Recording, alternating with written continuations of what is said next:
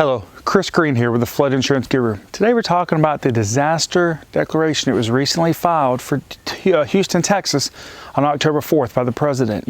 What does this mean after this recent tropical storm? The governor had requested this on October 1st for the tropical storm that hit September 17th to 23rd, 2019. So today we want to talk about 6 things this means. First of all, what assistance was approved? Number 2, who is it approved for? Number 3, how is it going to impact people without insurance? Number 4, how is it going to impact people with insurance? Number 5, how is it going to impact mandatory flood insurance moving forward? And number 6, how can it impact your property values? So let's talk about that. First of all, what assistance was approved with this disaster declaration? Well, it was individual assistance. The big thing with individual assistance is temporary living expenses. That's going to be things like, paying for rent for a place while yours is either being repaired or rebuilt.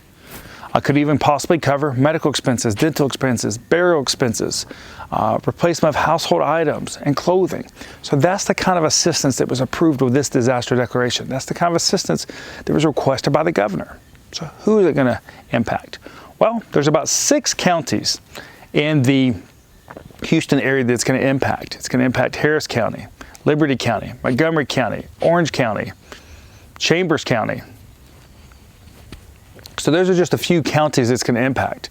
But really, if you're looking at Houston, those counties are really to the east of where the storm hit. And so those are the areas that it's going to impact. Those are the areas where the disaster assistance is going to be available. So now we know what assistance was approved and who was it approved for. How is it going to impact people who didn't have insurance? Well, this might be the only resource that people without insurance get, with disaster assistance. And this might be the last line of defense for them. They may not be able to get an SBA disaster loan, may not be approved. So that disaster assistance might be all they get to repair their house. Remember, disaster assistance is just there to get your house back up to a safe working condition, not to make it what it was before. That's what flood insurance is for. So this is how it's going to impact people without insurance. What about people with insurance? Well, disaster assistance can be there in place, just like an SBA disaster loan, to fill the gap. Maybe your flood insurance doesn't cover enough, so that's where disaster assistance can kick in. But remember, if you have a national flood insurance program policy, you don't have additional living expenses on that policy. So this is something disaster assistance can kick in and help with. And generally, disaster assistance for individual temporary living expenses could go up to 18 months. So this is an area where it could benefit you if you did have flood insurance. Because remember, when we're talking about flood insurance and non-flood insurance, after Hurricane Harvey, the average disaster assistance claim was about $4,000. The average flood insurance claim was about $140,000. So flood insurance should also always be your first line of defense. So we know how it's going to impact people with insurance and without. Who was approved for? What assistance was approved? So how could this impact mandatory flood insurance going forward? Well, when it comes to disaster assistance and SBA loans, these work differently. SBA loans can require you to carry flood insurance on your property until that loan is paid off. Disaster assistance could require flood insurance to be on that property permanently, even after you sell it. So it's important to understand these two things and the implications it could have on you after the fact. If you're only getting $3,000 in disaster assistance, but they're requiring you to carry $5,000 in flood premiums every year, is it really worth it to you? Well, that's something you want to take a look at. That disaster assistance might be very crucial to you, and if it is, great, that's what it's there for. You just want to make sure you have all the information when you're making this decision.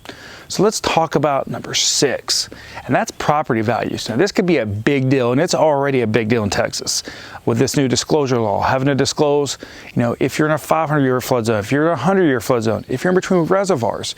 So this could be a tipping point when it comes to property values, because let's say that you do have disaster assistance on your property, or you did get it, and you do have to permanently carry flood insurance, but the house down the street doesn't. You probably won't be able to sell your house for as much money as a house down the street did, because a potential buyer's not going to get as much house for their money, or they don't want the hassle of having to carry flood insurance or the additional cost.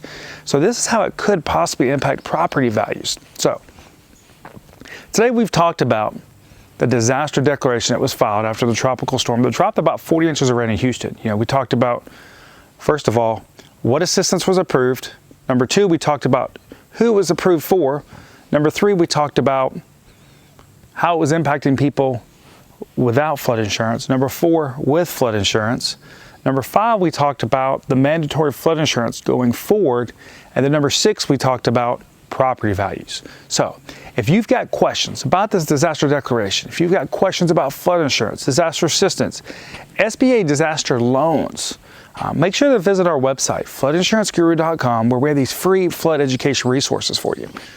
You can also give us a call, 205-451-4294. You can also check out our YouTube and our Facebook pages, The Flood Insurance Guru, where we do these daily flood education videos. You can also give us a call, 205-451-4294. Remember, we have an educational background in flood mitigation, so we can help you understand your flood risk, like this one right here, your flood insurance and mitigating your property long-term to help you minimize flood losses and flood premiums. Thank you.